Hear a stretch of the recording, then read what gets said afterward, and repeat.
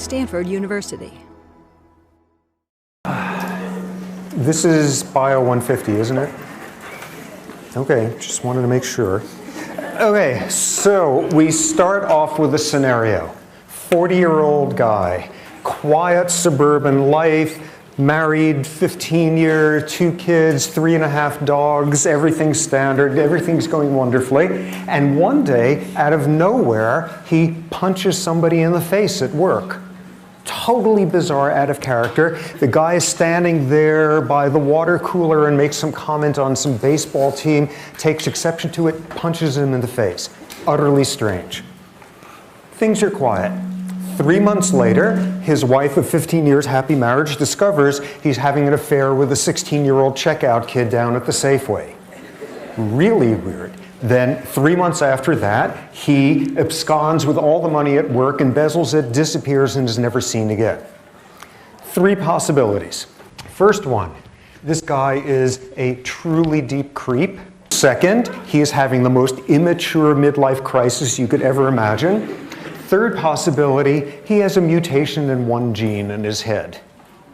And what we'll be seeing is this is exactly the profile that you get in a certain neurological disease where it's one gene that's out of whack. First demonstration of that. Okay, just to get a sense of who's here, how many of you think there is a genetic influence on sexual orientation? Okay, how many think it is possible for prenatal events to influence your political opinions 30 years later? Okay. How many think that there is a valid way of using biology to understand who's religious and who isn't? Yeah, not quite as many hands there. Okay, as long as we're in that terrain. How many people believe in God? How many people believe in souls? How many people believe in evil? How many people believe in free will? That's going to change. Okay. Oh, I might as well ask, is there anybody in this room who actually does believe in evolution? Just wanted to make sure, see what we're dealing with here. Okay, how many think that there is a genetic influence and that there's a basic biological difference, a sex difference in levels of aggression? How many think there's biological bases of sex differences in intelligence? Okay, who thinks it's all explained by nature? Who thinks it's all explained by nurture? Who think there's a magnificent, fascinating, nuanced interaction between nature and nurture? Yay, okay, well, everybody's going to get an A+ then. You already have the course under control. Okay, so we start off trying to find something in common. Look at these 4 events here. Or not, in terms of being scraped out there. But these are 4 circumstances that have something surprising in common. Having your period, having a brain tumor, eating a lot of junk food, taking anabolic steroids. Those of you who are not oriented to it, that's the ones that build up your muscle, like testosterone derivatives. Okay, these all have something in common. Having your period, having a brain tumor, eating a lot of junk food, and taking a lot of anabolic steroids. Anybody want to fathom a guess what's the commonality amongst the 4 of them? Yeah. Hormones, good. Okay, we're often running with hormones. Good. Even more specific than that. Something they all have in common. Oh, come on, somebody want to guess? I see these brief movements of hands there as people change their mind. Okay, it all has to do with hormones. They all have hormones in common, I say, trying to facilitate somebody making the next guess. Oh, come on, they all have something. Okay, we got to get out of here at some point. These all have 4 things in common. All of these have been used successfully in courts of law to explain the behavior of a murderer. In the first case, a number of cases where the fact that a woman was having her period at the time of killing someone was part of what a jury said led them to exonerate the person, a literature showing that a disproportionate share of female aggression comes around the time of menses. Next one, there is an area of the brain you will know oh so much about over the next 3 months called the amygdala that has something to do with aggression and has something to do with fear. And you get a brain tumor there, and in a number of cases, you get someone who is uncontrollably violent. And this has also been used successfully in a court of law. Junk food. Any of you who are San Francisco history buffs will know 20 years ago, 30 years ago, Dan White, a disappointed office seeker, assassinated the mayor of San Francisco along with Harvey Milk. And as part of his remarkably successful defense for a double murderer that led to a remarkably short jail sentence was the famed Twinkie defense. The argument that his addiction to junk food caused wild fluctuations in his blood sugar levels, which caused him to do that. Finally, anabolic steroids, any number of cases of people having uncontrolled violence arguing because they were weightlifters in a wildly abusive range of taking this stuff had something to do with violence. Put all 4 of these together and we get the first of the 2 points of this entire course, which is sometimes the stuff that's going on in your body can dramatically influence what goes on in your brain. Second critical point. Tonight, when you've settled back down and you're ready to go to sleep and you're nice and relaxed and your heart's beating nice and slow, think the following thought. You know, that heart isn't going to beat forever. Think about your lips turning blue after that. Think about the blood flow slowing down. Think about your feet and your toes getting cold. And at that point, you will probably be increasing the rate at which that heart beats. And you will have just seen the second key thing in this course, which is sometimes what's going on in your head will affect every single outpost in your body. And what this course is about is the intertwining, the interconnections between your physiology and your behavior, the underlying emotions, thoughts, memories, all of that, and the capacity of each to deeply influence the other under all sorts of circumstances. Now, what we're going to be doing with this is trying to understand this under fairly difficult circumstances. If everybody here was here because they really wanted to understand why all the wildebeest on Earth mate in the same week each year, we'd have a fighting chance of figuring that one out. But that's not what we want to understand. We don't want to understand why birds migrate and don't get lost. We want to understand human behavior. Worse than that, harder than that, human social behavior. And hardest of all, in some cases, some grossly abnormal human behavior. And if you're going to try to do that, there's a problem, which is officially, it's complicated. It is a huge, messy process trying to make sense of the biology of human social behavior. And just as all sorts of realms, when one deals with messy, complicated problems that you need to think about in some wildly interacting way, we all have a strategy that we come up with. A strategy to make things easier, which is that we think in categories. We think in categories, we take things that are continua and we break them into categories, and we label those categories. And we do that in various settings because it could be extremely useful. For example, somebody give me an estimate on how long this line is. A foot. Okay, people who said a foot, what is it that went through your head to figure it out?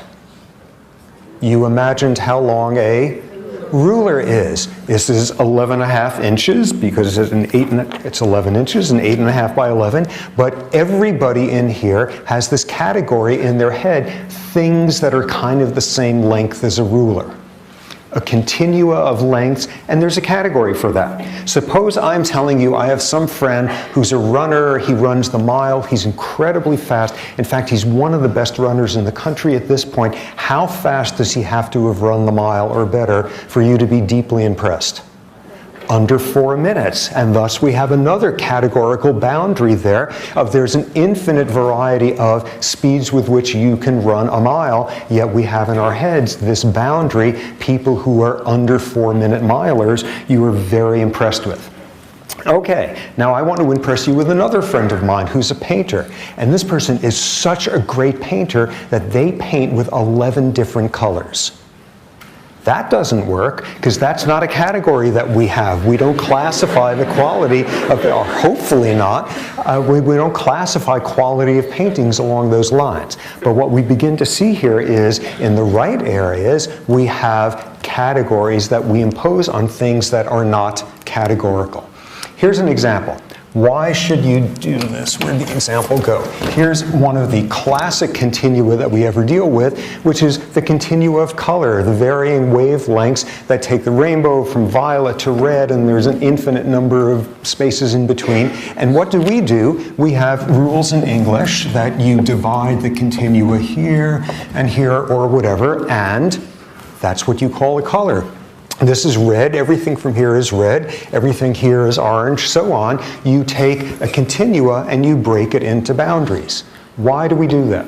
Because it makes it easier to store the information away. Instead of remembering the absolute features of something, you simply say, it's A. It's a sub 4-minute miler. It's a line that's almost the length, that's about the length of a ruler. It's the color orange. How do you know that's the case? Because go and take people from other language groups where their language arbitrarily divides the rainbow at other points with completely different color terms, and they remember different profiles of colors differently than an English speaker might. Take a color, and if the color comes right in the center of somebody's color categorization, it comes right in the middle of the range of what counts as that color, people remember whether they saw that color or not far better than if you show them a color at the boundary. And people will show that as a function of what language they speak. Taking a continua and you break it into pieces because it's easier to deal with the facts.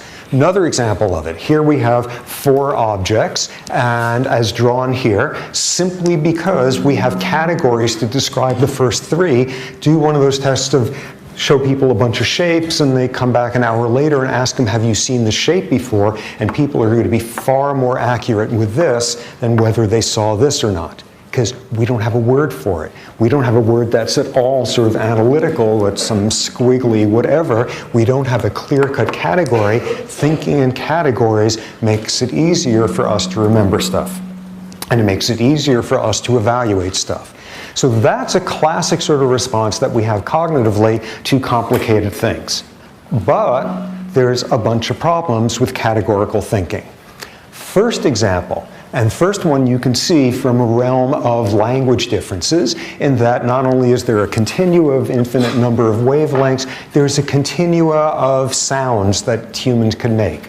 And different languages draw boundaries at different points as to what count as similar sounds or different sounds. There's like 2 different TH sounds in English, which apparently we're not very good at hearing, but there's other ones we are. And that will affect your ability to remember stuff, what word it was, depending on whether it is on a dramatically different boundary, whether it is sound that sounds different to you or not. Example of this. Apparently in Finnish, people do not differentiate between the sound of a B and the sound of a P, whereas we have no trouble with that. But people from Finland do not make that differentiation, and I discovered this one day a number of years ago, where for reasons I don't even understand, I found myself needing to take testicular biopsies on baboons. Not having sort of learned that in junior high how you do that, I called up this guy at urology at the med school who happened to be Finnish, and I explained to him what I wanted to do, and he sort of took me through the paces and told me what thingy I needed to buy and that sort of stuff, and holiday packages of those where you can get a dozen, and sort of telling me how to do that. And once we went through, he said, what I want you to do, the thing to do at this point is get some practice. I want you to practice on a bear. What? He said, yeah, practice on a bear. And I said, are you kidding me? He said, I know it sounds crazy, but we have all the residents do that. It's a very good learning device. You know, either practice on a bear or an apple. Oh. Here we see the dangers of making mistakes about differences between B and P under certain circumstances. So we see one of the dangers there, which is when you are paying too much attention to categories, you can't differentiate two facts that fall within the same category. Next example. Remember back at various points of anxiety during exams and such back when, where there was a world of difference between getting a 65 on a test and a 66 on a test. Not particularly different, but because there's this boundary drawn there between passing and failing, there is this dramatic differentiating we make. When you put up boundaries, you have trouble seeing how similar things are on either side of it. Next example, one additional problem that you get when you think categorically. And for this, everybody needs to turn over one of the pieces of paper, the paper you're going to hand in, the questionnaire. And what I'm going to do is read you a series of phone numbers, and I want you to write them down as accurately as possible. Okay, ready? 243-2649, 650-3260, 2565779. 832-2449, 2-913-171, 2314-026, 593-2449, 74-38840, 83152-87. Okay, now what that exercise is, and no, that doesn't count towards the grade. What that will show, I'm sure, when in some obsessive burst of procrastination, I actually look through the answers tonight, what it's going to show is the accuracy is going to tank the second you go from the phone number pattern of 3 digits followed by 4, break up that pattern, and suddenly we all get screwed up because we're saying, wait a second, I thought it was a phone number, that was 1 digit, now 2 digits, I can't, and it's gone, and you're on to the next one. And what we see there is the third example, which is when you pay too much attention to boundaries, you don't see the big picture. All you see are categories. All you see are, wait a second, phone numbers are supposed to come with 3 digits followed by 4. Another example of where we use categorical thinking. Okay, I'm putting up a number series here.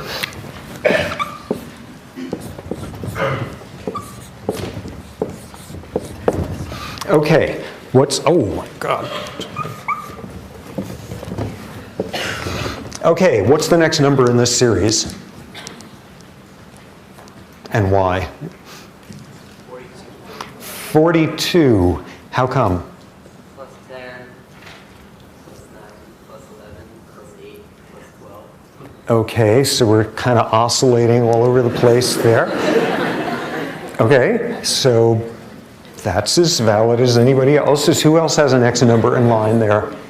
What's that? 45. How come? You're having 1,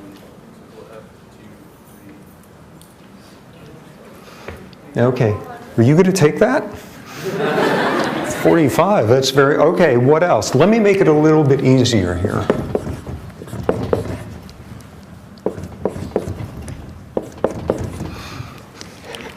Okay, so what's the next number in that series? And what I'm telling you is if you think about the world with a certain set of categories in your head, you will know the next number in the sequence. So what's the next one? 7 billion. 7 billion. Just adding anything. Okay, that one. Okay, 7 billion, that's another possibility. Although presumably it would be 7 billionth. Anything else? Any other guesses here as to what happens next? 4th, 14th, 23rd, 34th. What's the next one in the sequence? Yes? 44. How come? Well, it's looking like you're just kind of going up like plus 10 in the tens column, but then when you're doing 2 fourths, and then the third number will be a first. Okay, but remember, it's got to be 44th. What's that? Ordinal, cardinal, whatever it is. What? 42nd. How come? The subway. You were right! You were right! Anybody who is a New Yorker will know what the next one is. These are the subway stops. And you get a bagel with cream cheese. Can you pass it back? Just head it on back. Yay! So you get New Yorkers, and while everybody else is thinking logical things like 43 and 41 and 45 and 7 billion and all of that, you've got this whole world of dividing numbers by subway stops. We think in categories. We think in categories, but as you just saw, there are these problems. First one being, when you think in categories, you underestimate how different two facts are when they fall in the same category. When you think in categories, you overestimate how different they are when there happens to be a boundary in between them. And when you pay attention to categorical boundaries, you don't see big pictures. Now, what our goal in this class is going to be is think about this big, complex issue of the biology of behavior without falling into thinking in categories. What do I mean in this regard, thinking categorically about a subject like this?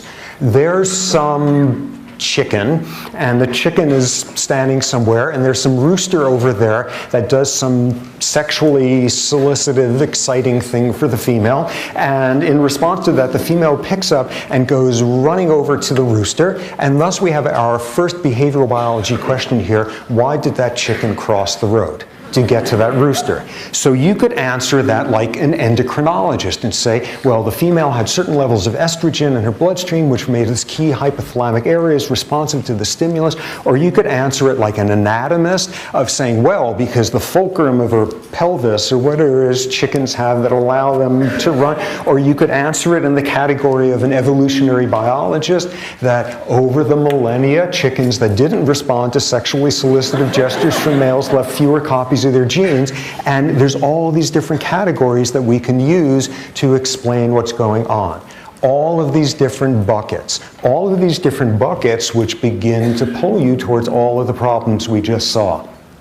Having trouble telling how different or similar two facts are, having trouble seeing big pictures, overemphasizing the importance of the bucket you happen to live inside of. And thus, suddenly, everything about this behavior is explained by a gene, a neurotransmitter, a childhood trauma, a living inside one bucket. What we are going to be doing over and over, and here is the main point of the course, is looking at how what goes on in your body influences behavior, emotions, memories, how what goes on there influences your body, looping over, and at every one of those points, resisting the pull to think categorically. Oh, this is the explanation for where this behavior came from. Here's what we're going to be doing instead throughout in terms of the structure of the class when we get to actual behaviors. For each behavioral category, we will start off by looking at what the behavior looks like, because often that takes a lot more objectivity than we initially assume. What does the behavior look like? Then we will say, well, what went on in that organism a half second before that behavior occurred to cause it to occur, which is the world of what's going on with neurons, what's going on with circuitry, where's the explanation for the behavior. Aha, this behavior happened because this part of the brain got activated. But just as we're about to settle in happily into that bucket, we push back a bit and say, well, what smell, what sound, what sensory stimulation in the environment caused those neurons to get activated and produce that behavior? And then pushing one step further behind. Okay, well, what do hormone levels, various hormones in the bloodstream of that animal or individual for the past few hours, how do those hormones change how sensitive you are to those sounds, smells, etc., that cause those neurons to get activated and produce the behavior?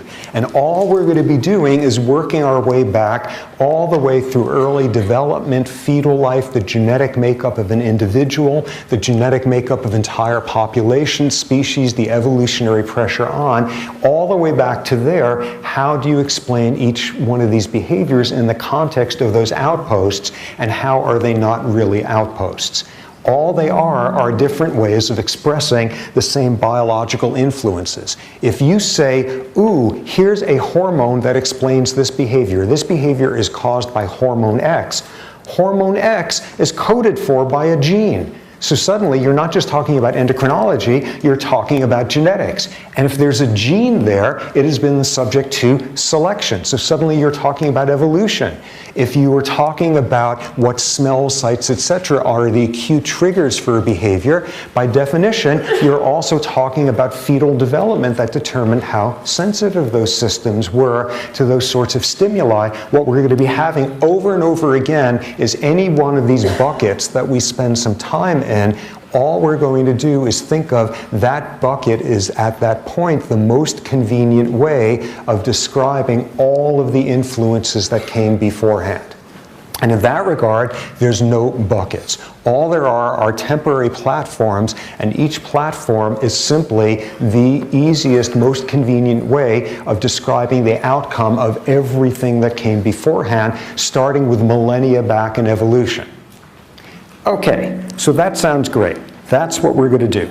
We're going to do this, and we're going to be very sophisticated and fancy in our thinking about it, and we're not going to fall for categorical thinking and all of that.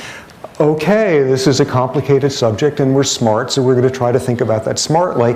That's great, but like maybe this is just an irritating song and dance here of, ooh, we're not going to fall for categorical thinking like people out there. Obviously, when people are thinking about stuff like behavior, and they do this professionally, professional biologists, biology, behavior type, yes, they understand also. This is just this straw man, ooh, we're going to be more sophisticated in our thinking than endocrinologists and geneticists and all of those. They obviously know that these things interact, and it's not just one explanation, and it's just the area they focus on. They understand that. Let me read you a few quotes to show just how much some of these folks don't understand that. First quote, "Give me a child at birth from any background and let me control the total environment in which he is raised, and I will turn him into anything I wish him to be, whether doctor, lawyer, beggar, or thief."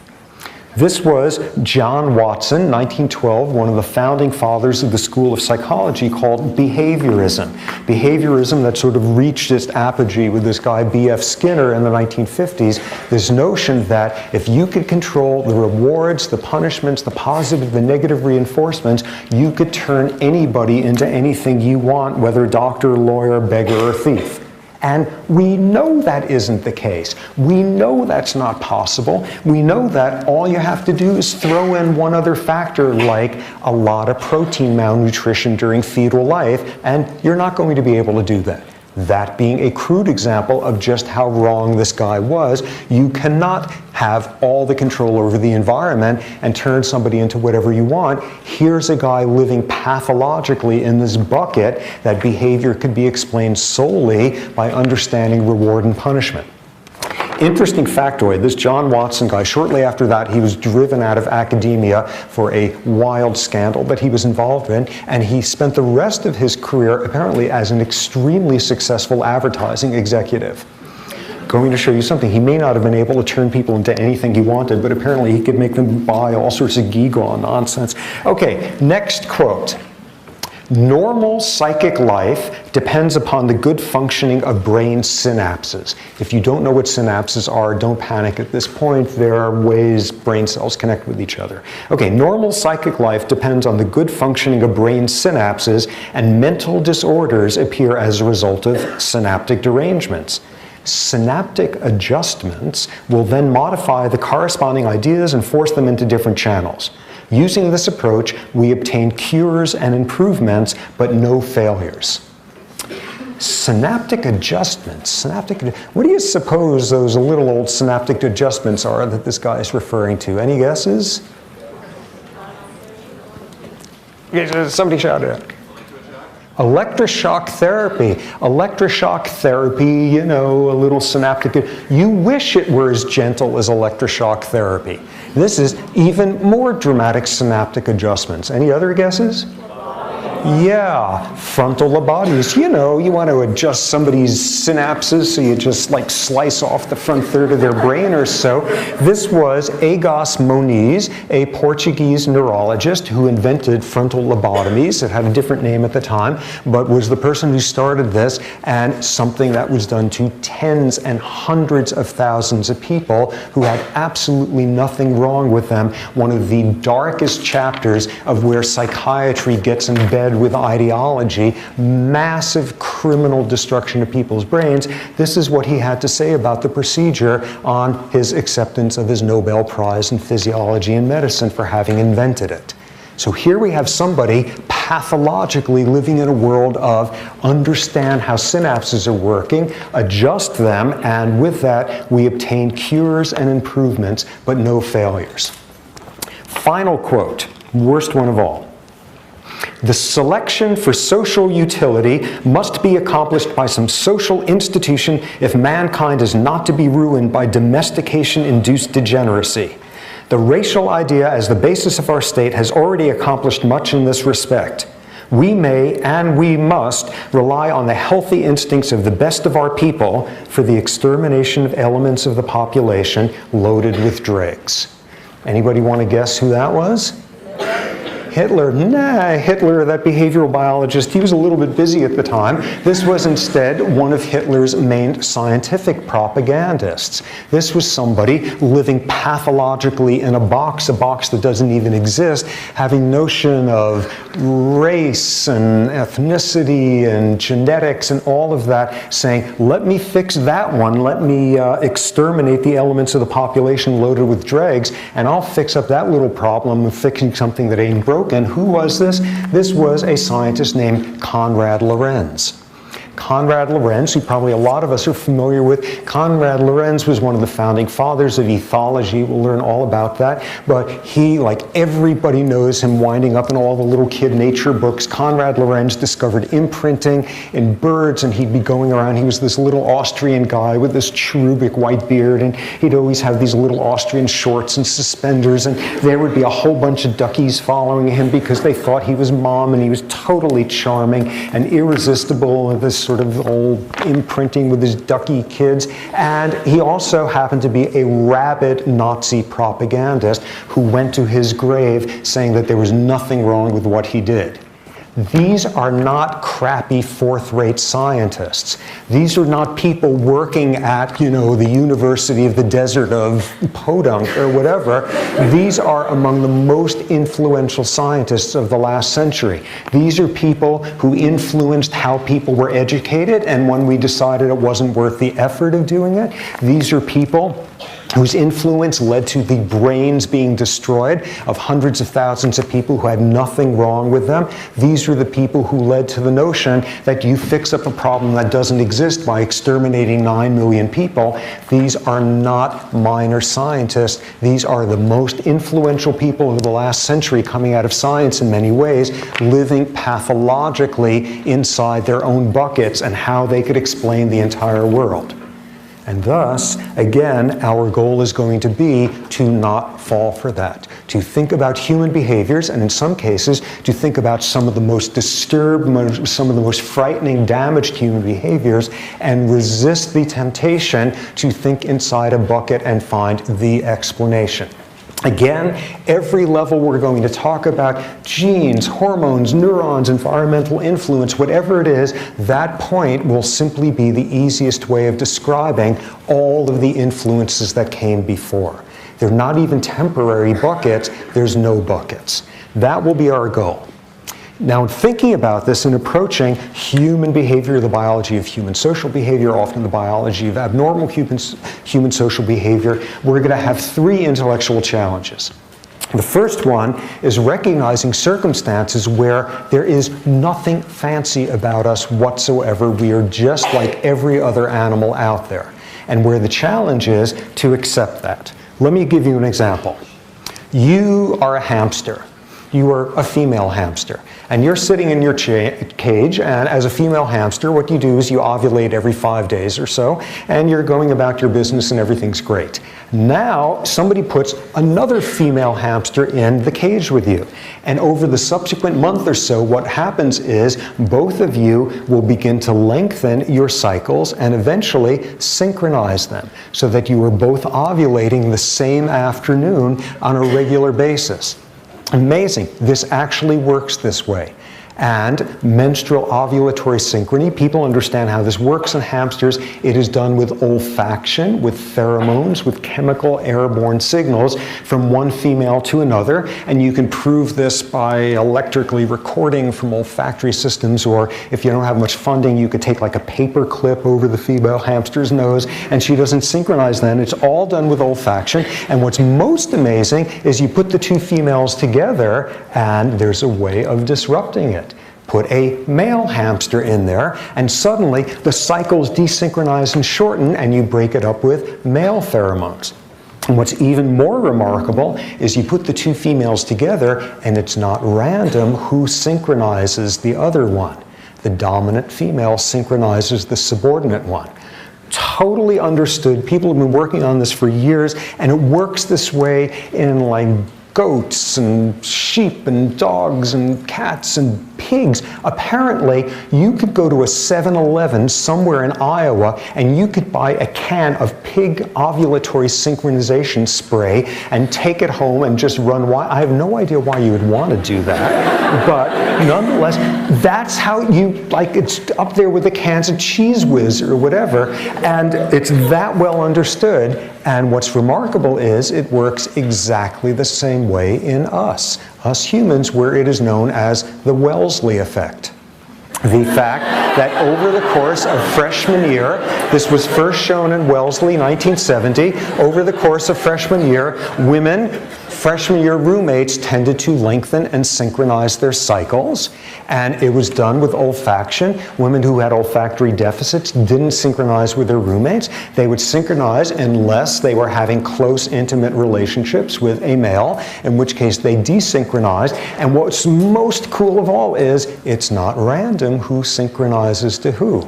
The studies tend to show is the individual who is more socially outgoing, extroverted, dominating is the one who synchronizes the other one. And this is well enough understood that when I was in college, people would sit around at the dinner table and say stuff like, oh, when we roomed together this summer, I had her synchronized by August 1st.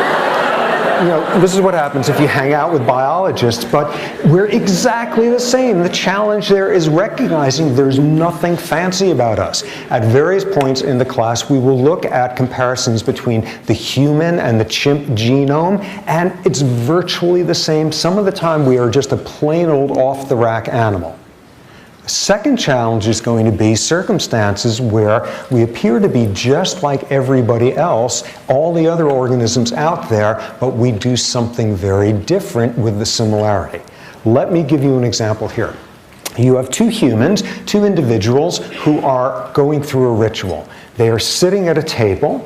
They're absolutely silent, they're making no eye contact, and they do nothing more physically taxing than every now and then one of them picks up their hand and moves a little piece of wood on the table.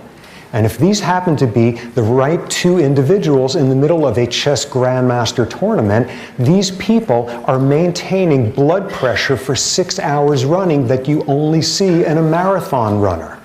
These people are going through thousands of calories a day doing nothing more than thinking.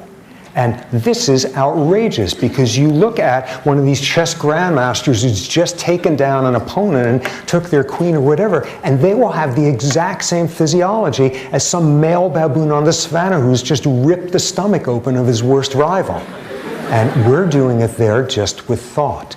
And some of the time, what's remarkable about us is we have absolutely typical, boring physiology, but we use it in ways that no other animal could.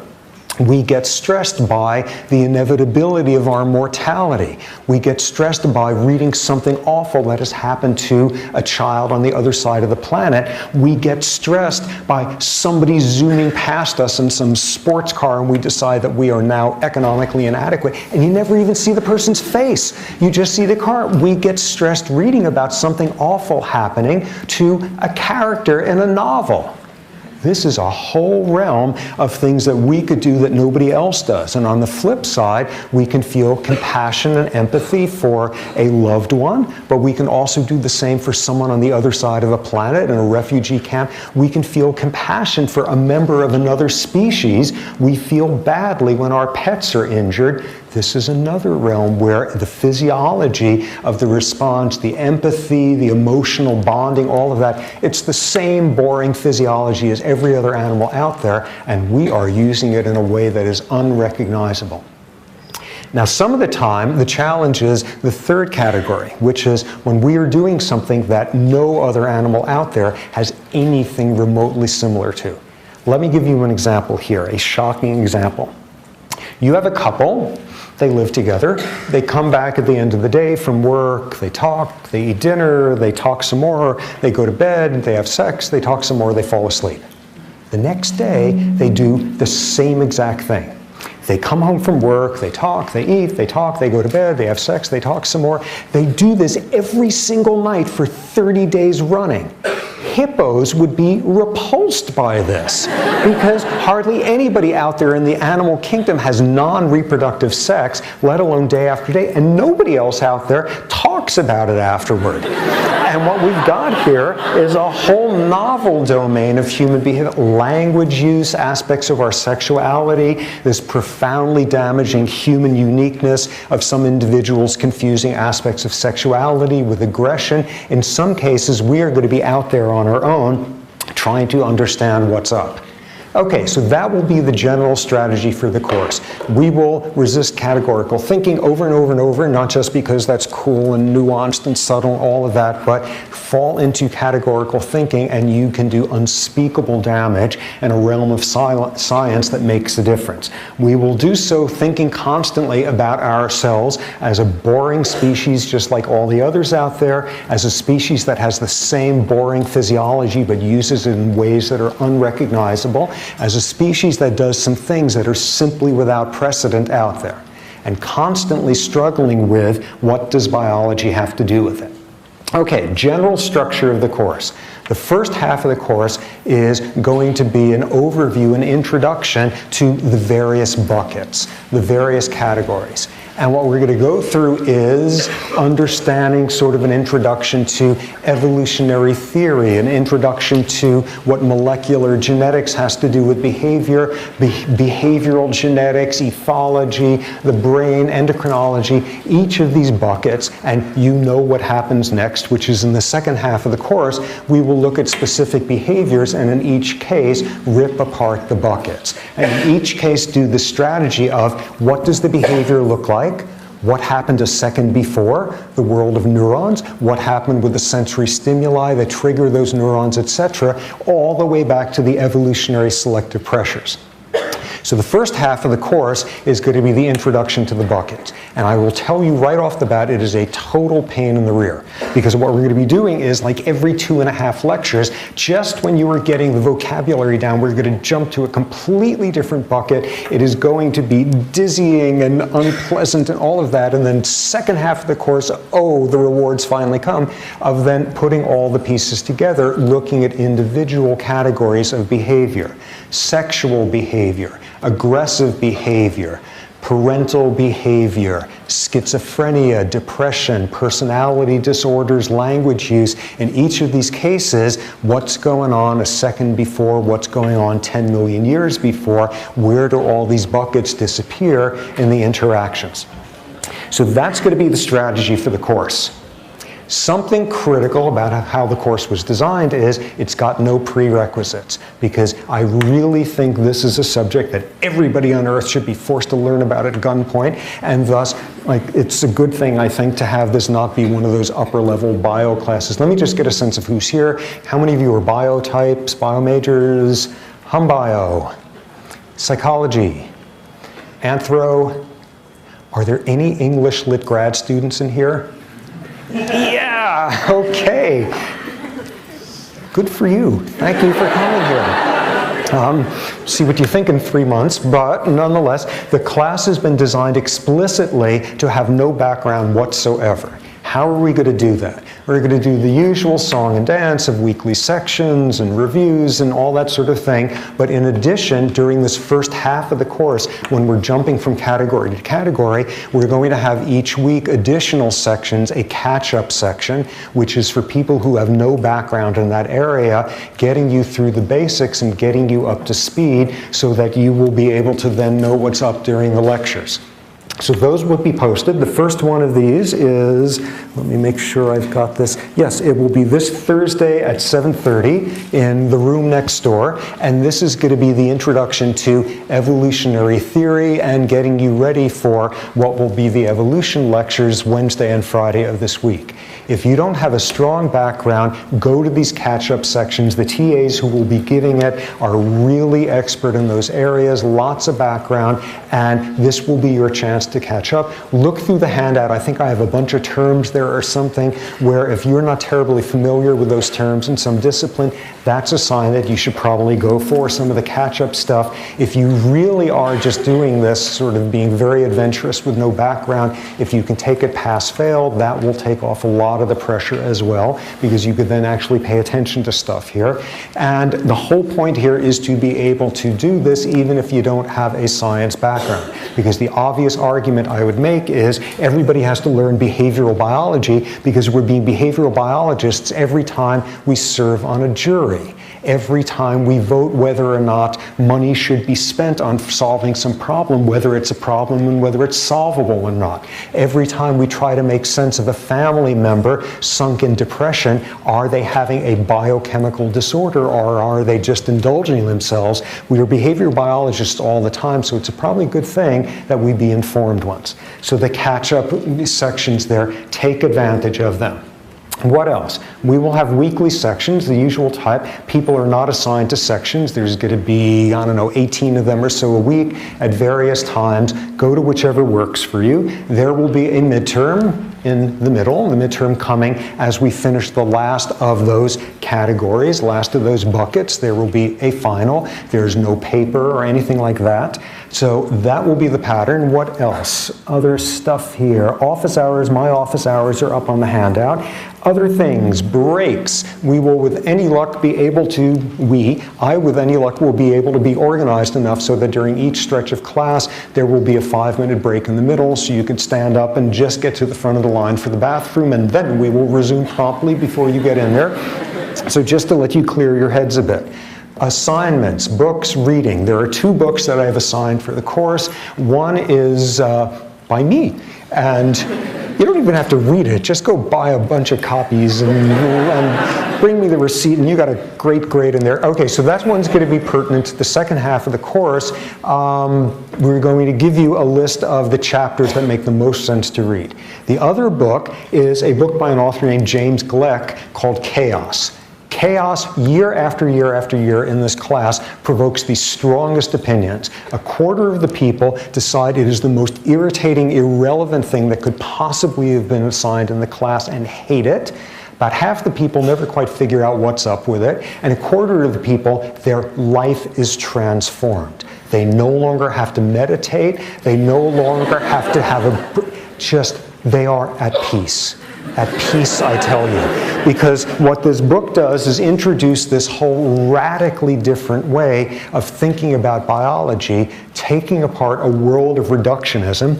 For 500 years, we all have been using a very simple model for thinking about living systems, which is if you want to understand something that's complicated, you break it apart into its little pieces. And once you understand the little pieces and put it back together, you will understand the complex thing. And what Chaos as an entire field is about, and this was pretty much the first book that was meant for the lay public about it, what Chaos shows is that's how you fix clocks. That's not how you fix behaviors. That's not how you understand behaviors. Behavior is not like a clock. Behavior is like a cloud. And you don't understand rainfall by breaking a cloud down into its component pieces and gluing them back together. So read through that book. A lot of it is from physical sciences rather than biological, so we'll just be suggesting the chapters you should read. I will tell you, it is the first book since like Baby Beluga where I've gotten to the last page and immediately started reading it over again from the front, because along with Baby Beluga, it's had the greatest influence on my life. I found this to be the most influential book in my thinking about science since college, so that is a sign. There will also be a bunch of lectures in the second half of the course covering these fields of chaos and complexity, and if you really think about it, it is going to force a change in everything else that you bring to thinking about this subject. In addition, at this moment, there is not a reader, because I'm trying to avoid having to get you guys to have to buy a reader. I'm trying to redo all the assigned readings so that it will just be from papers that are available online, that you'll be able to download. I'm about halfway through getting them there. With any luck, there will not have to be a reader, but if it does exist, it's not going to be big. It won't be terribly expensive, but there will be a bunch of readings online to download, and it will vary. In some cases, it will be reading the whole paper. In some cases, I'll be suggesting you just read the abstract. In some cases, it will be to understand what's happening in the paper in detail. In some cases, this is an example of how people in this bucket think about this problem. Just read the abstract. So all of that will be assigned and made clear. What other stuff? There's going to be a huge amount of information online. The coursework is going to be set up for the class. There will be copies of the handouts.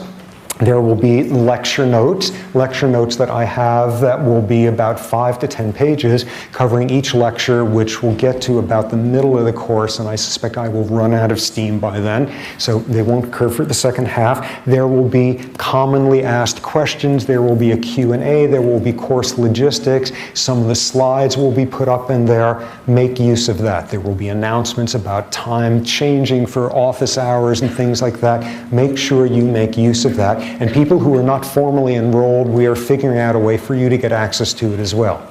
We've also made the decision that after this lecture, the handouts will not be on paper. And that is because, roughly for each lecture, we will go through about 5,000 pieces of paper, even double-sided. All of the stuff will get posted on coursework the day before.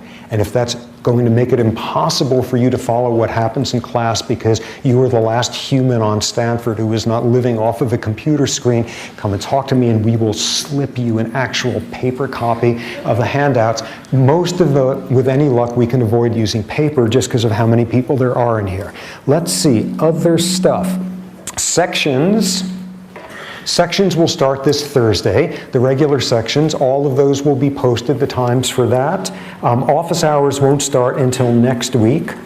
Midterm will be in an evening rather than during a class time. And if we're on schedule, the class time that day will be used for review.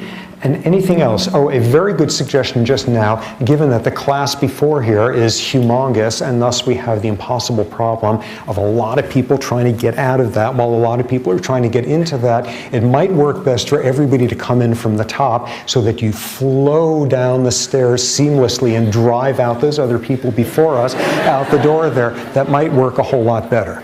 Final thing is we have a team of TAs here, and they are great. Here they are. TAs, stand up and be embarrassed. Okay, stand up, guys.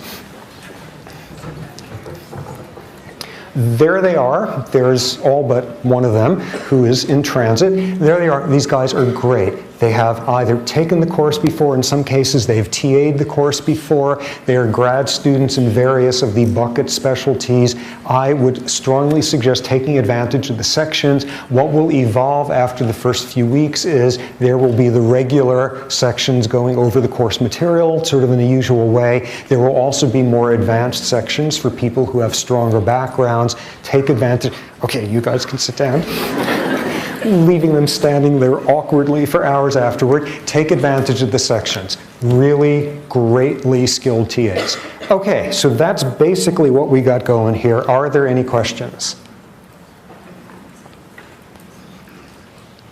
Units. Okay, somebody emailed about units. The class is 5 units, and it's because we are meeting for so many hours a week. Actually, for a while, the class was a 6-unit course, and that was because of Condoleezza Rice. Because when she was the provost here, she totally screwed the biology department by upping our teaching requirements under really nasty conditions. So what we all decided was to find ways, every single sleazy trick we could do to puff up the number of units we were supposedly teaching. So for a while, the 5-unit class here would get you 6 units, but eventually they caught us, so we stopped doing that. So first she did that, and then weapons of mass destruction. So it's a 5-unit class at the moment. Say hi for me if you run into her on campus. So 5 units, the workload I think will be commensurate with that, but it's mainly because of heavy class time. One additional thing, lectures are going to be taped and put up online within a day or so on coursework. The reason for that is, given that this spans 2-hour block, a lot of people have to miss one of the hour blocks, and in the past it has worked to be able to get the stuff up online, so that will be advantageous for some folks. Okay, question. Yes, there was a question up there. That was, okay, you take it back. Okay, any other questions? Bagel guy, did you get your bagel or did somebody eat it? Okay, good, good. A social contract comes through, yeah. Do we have scheduled midterm and finals dates yet? What's that? Are there scheduled midterm and finals dates? Yes. May 3rd. I don't remember. May 3rd for the midterm. Yeah, 7:30. 7:30 in the evening. It is a Monday. June 4th. June 4th for the final. Okay, more questions? Yeah. What's the format of the midterm and the final?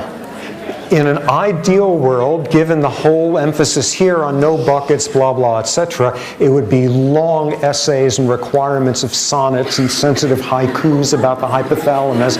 But simply because of the numbers in here, we are reduced to sort of like lowest common denominator, a lot of multiple choice questions, just to make things saner for the TAs, because it is an unbelievable job to try to grade this many papers that quickly.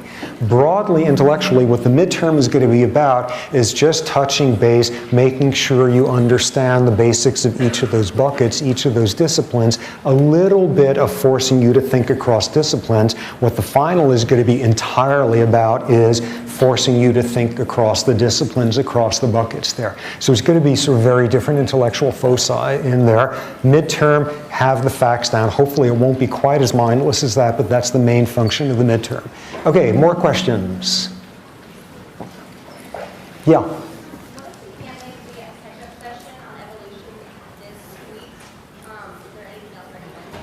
Okay, TAs, did you guys decide to videotape the catch-up section?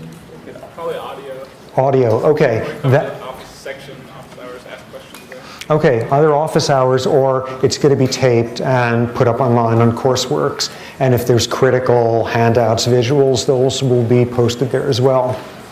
Good, more questions? Yeah. Are those catch-up sessions going to be every Thursday or Friday? Yes. And it's going to be for each, it's going to be in advance of the next 3 lectures. Since, yeah. Final is at 7:30 for 2 hours. The final, oh, the final, 5:15. 12:15.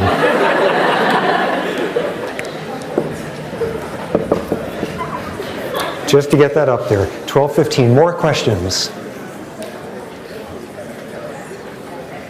Any are? For more, please visit us at stanford.edu.